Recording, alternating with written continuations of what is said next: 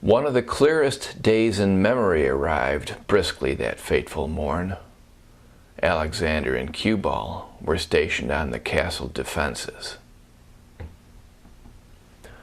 I'm looking at this first sentence, and I see this prepositional phrase, of the clearest days. I see a second prepositional phrase, in memory. I see a verb, arrived, to arrive. That's an action verb. When I look for the subject, I ask who or what arrived, and the answer to that, one, is the subject. One, not much of a subject, a bit abstract, but it is modified by this prepositional phrase, which gives it additional meaning, one of the clearest days. Here's the preposition, here is the object of the preposition. Clearest modifies days. This definite article does the same thing.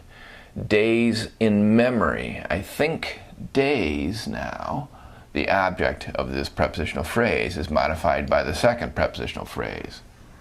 It's not one in memory, it's days in memory.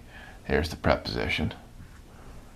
There's the object of the preposition. Simple enough.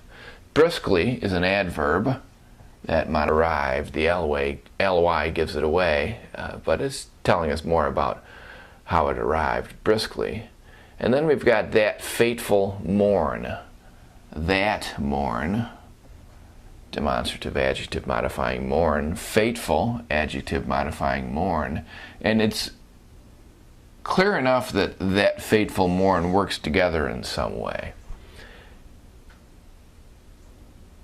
I look at that action verb and I wonder, is that the direct object? One arrived morn? But that's not answering what or whom arrived. In fact, it's telling when something arrived. This is an interesting little noun phrase that's in fact acting adverbially, modifying the verb. You might see it a little bit more easily if you did